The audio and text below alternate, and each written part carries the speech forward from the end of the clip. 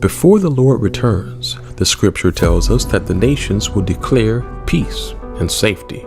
It shows us that the land of Israel and the city of Jerusalem will once again be at the center of the world's attention. Before the second coming, we will see that Israel and the surrounding nations will place their trust in a leader who will one day come, promising peace.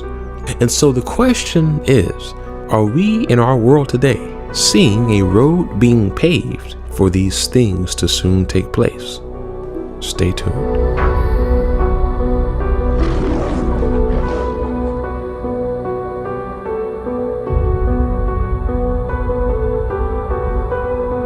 Now, we don't normally talk about news and politics on this channel.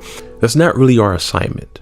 However, when major things are happening regarding Israel, and we start to see prophetic puzzle pieces seemingly come together, well, at that point we have a duty to look into it and to share it.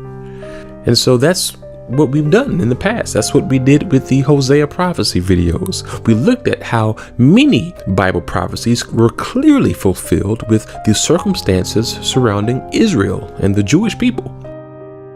The Jewish people being scattered among the nations after the death of Jesus was not a coincidence. It was prophesied. We saw that in the video in scripture. Israel becoming a nation again in 1948 was also not a coincidence. God foreshadowed it by allowing the birth of Abraham to be exactly 1948 years after Adam. Israel being able to amazingly defeat their enemies on multiple fronts within just 6 days, and then declaring victory on the seventh day was no coincidence either, because throughout scripture there are so many references to God delivering Israel and allowing them to see victory on the seventh day. And so when things happen with Israel that align with the apocalyptic texts, we have a duty to talk about it. And so for this reason, we must discuss the Abrahamic Accord.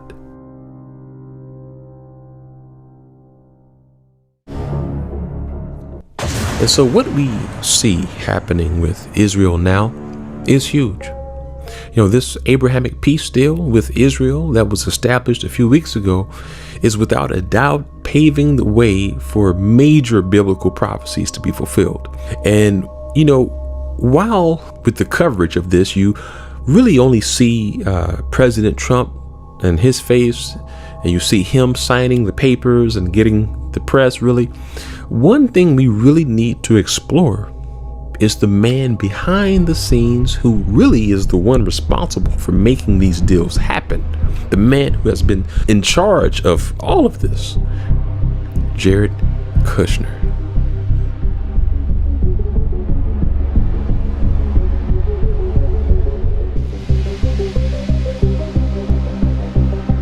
And so, as many of you know, President Trump appointed his son-in-law, Jared Kushner, to manage Middle East relationships.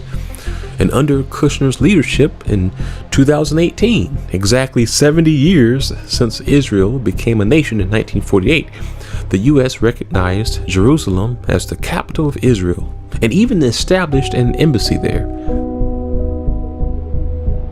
And that was really groundbreaking. And in retrospective, when you consider the Middle East progress taking place today, it becomes evident that one leading reason for Kushner advancing the Jerusalem embassy move was to initiate peace in the Middle East. In fact, from the very start of the Trump administration, as soon as Jared Kushner joined the team, the plan to establish a peace in the Middle East progressed like never before. In fact, Kushner himself revealed that one of the first international travels of President Trump was to the Middle East, with intentions of forming relationships there. President Trump's been able to rebuild those relationships. His first trip as president was to Saudi Arabia in May of 2017, where he laid out the problems that were facing the region. And so the Jerusalem embassy move was really an early step in bringing about this regional peace operation that has been in plan for years. And so the Jerusalem embassy declaration was a great thing, right? Big thing. But Kushner was not done yet. No. You see, after the Jerusalem embassy move, he was then somehow able to lead a U.S. initiative to invest $50 billion into the economy of the Middle East regions. He met with Israeli and Arabic leaders to discuss how this investment would allow for their region to thrive like never before. And he detailed how he would help them to develop an advanced digital society. He mentioned how he could help them expand trade, education, how healthcare systems would be revamped.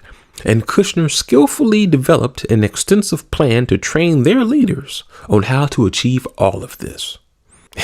And so they were sold. And fast forward to a few weeks ago, under Kushner's leadership, the U.S. was able to broker one of the most pivotal deals of peace with the Israeli nation since its inception. So how did that happen? Well, Kushner was actually pretty straightforward about how that was able to happen.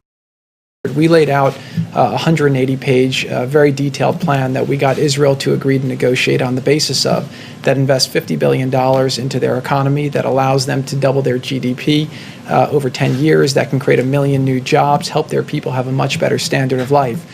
We also got Israel to agree to have them have self-determination, have a secure environment, and then in addition to that, Kushner shows that one reason for the entire $50 billion investment into the region was to ensure that eventually the UAE and other Middle East regions would come together with Israel in peace.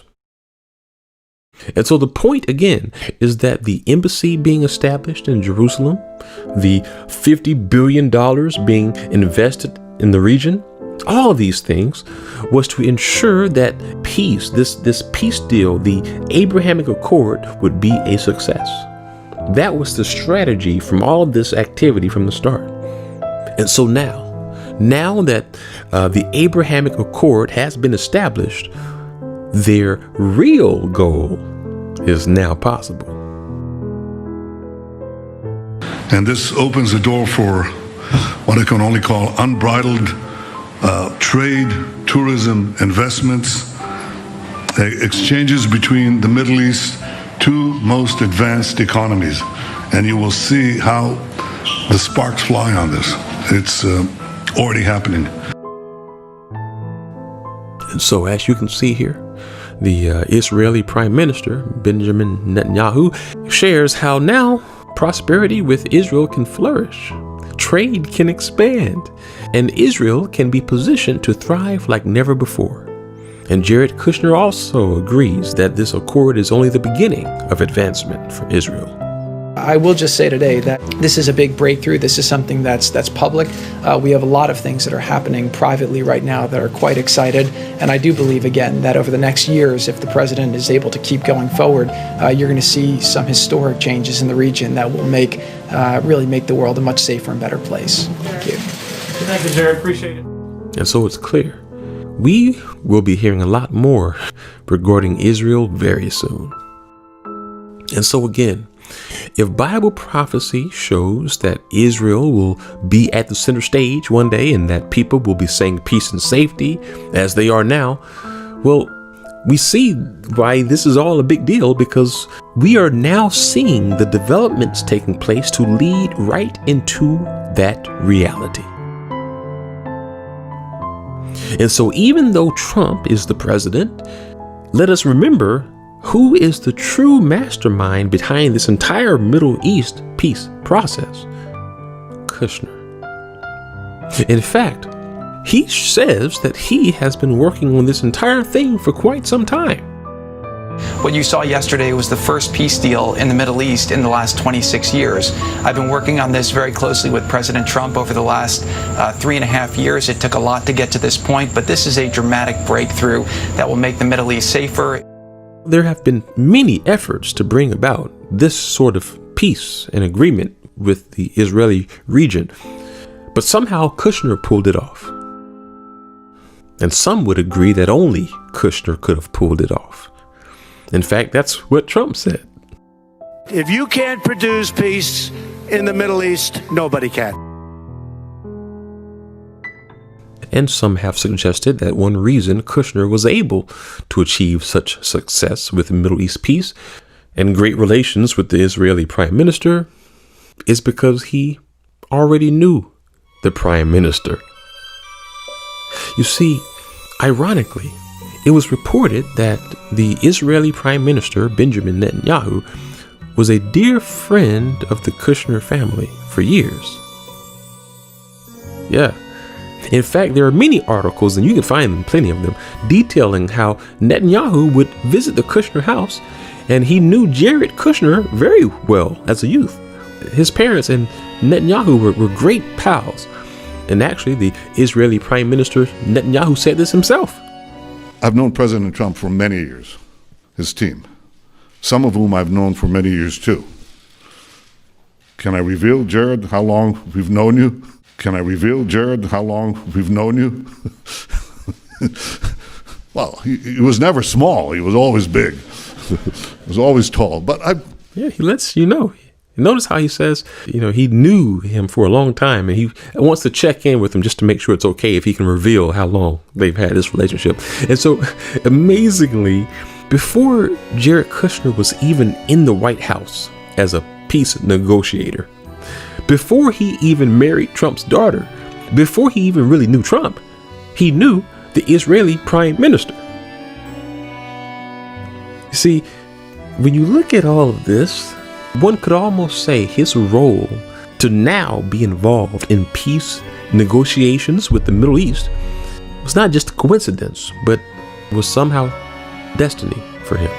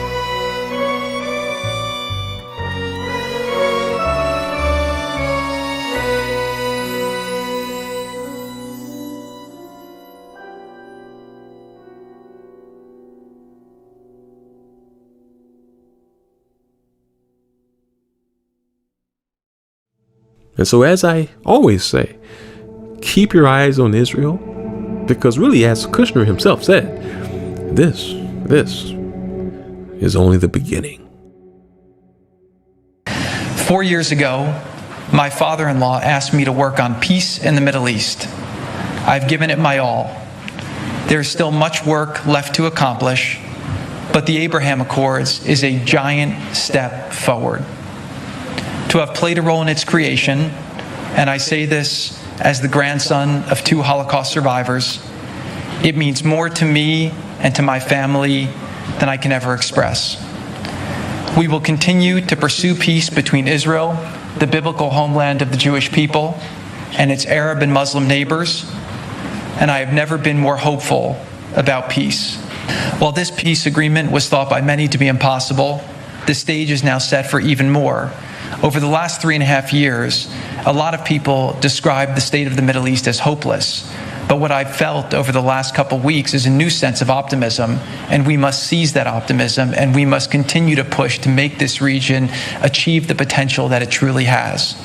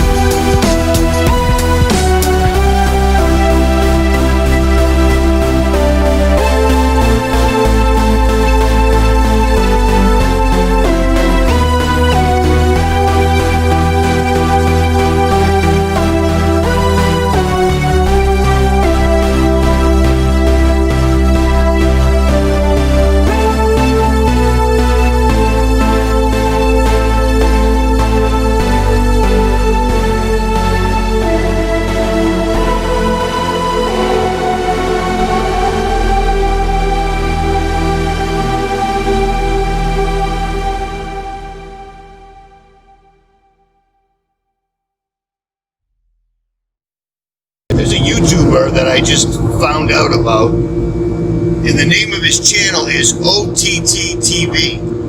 OT as in Thomas, T as in Thomas TV.